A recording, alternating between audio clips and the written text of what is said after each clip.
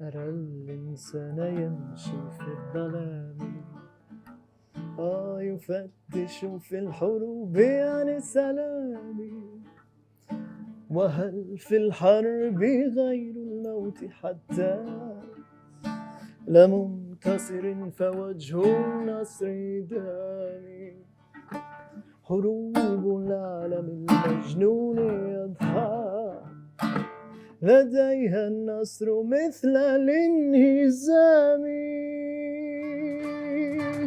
لماذا لا نعود إلى التلاقي.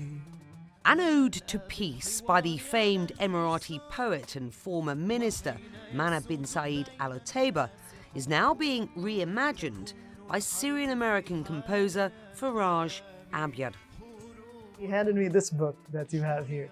And he said, Faraj, I wrote this beautiful poem about peace, and it's translated into many languages.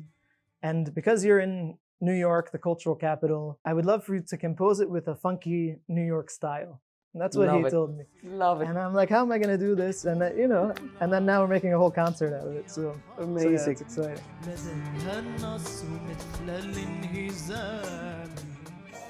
Faraj's new orchestra blends Arabic music, poetry and art into globally influenced shows in New York.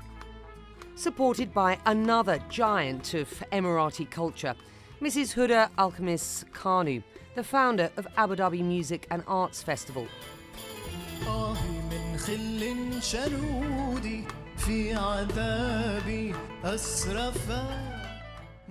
Let's talk about the genesis of Athar Orchestra, if you will. I started producing smaller shows in like these very beautiful little theaters that hold maybe like 100 to 200 people. And then it kept getting bigger, and it was all under the Faraj Abyad New York artist name.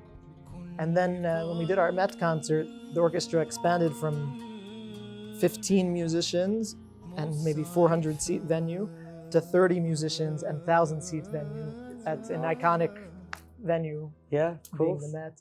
And so when this happened, I said, okay, now this music project is much bigger than Faraj. So after this big pivotal concert, we had a conversation, and I said, I feel we need to name this thing. We kind of needed one word that would bring it all together. Mrs. Kanu came up with Athar, a hugely symbolic Arabic word meaning influence or mark.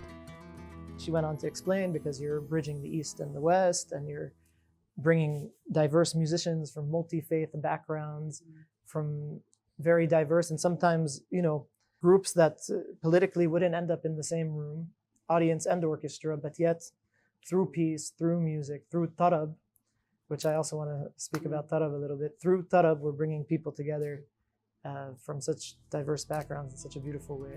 Let's talk about tarab. Tarab, the loose translation, is ecstasy. And this is kind of the high that we get when we experience Arabic music. There's this big kind of high moment where you finish up the phrase, it goes,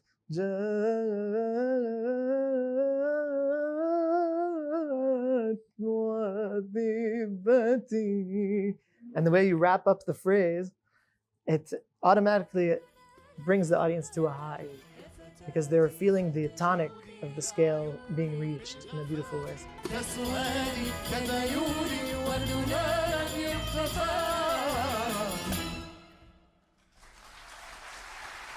This orchestra is not just any orchestra. Half of the musicians are Juilliard students and graduates. The other half are award-winning Latin Grammy, award-winning Afro-Cuban pianists. So Khaliji rhythms and Afro-Cuban music because of the African influence in Khalij.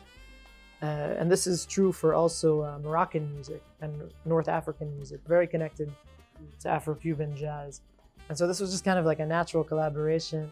It's a beautiful coincidence how it's fusion, but really they're the same. Behind the orchestra, a Sudanese artwork curated by the Barjeel Art Foundation here in the UAE. And each song in this pan-Arab performance is matched to an artwork from the same country.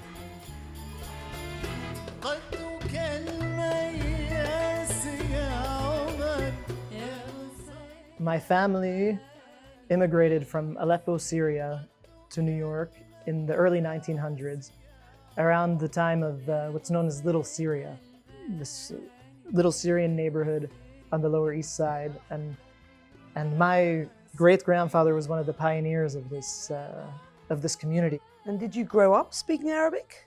I didn't grow up speaking Arabic. Right. That's the interesting Dad thing. didn't. Yeah? Yes, I didn't study Arabic literature. I don't have a PhD in Arabic language, but I'm finding myself in front of thousands of people explaining Arabic literature, Arabic poetic meter.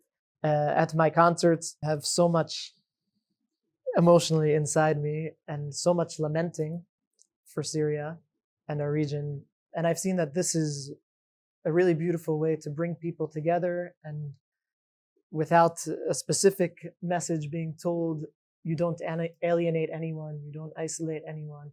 Everyone feels comfortable at our shows. I'm very proud of how Athar has been able to bring people that would not normally sit in the same room or not normally share a stage together, and because the music is good and the tarab is good, and that's, you know, that's what we need. لديها النصر مثل الانهزام. Bridging East and West, a region and its diaspora, one song at a time. Becky Anderson, CNN, Abu Dhabi.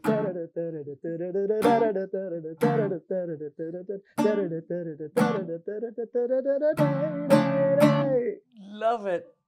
Love it.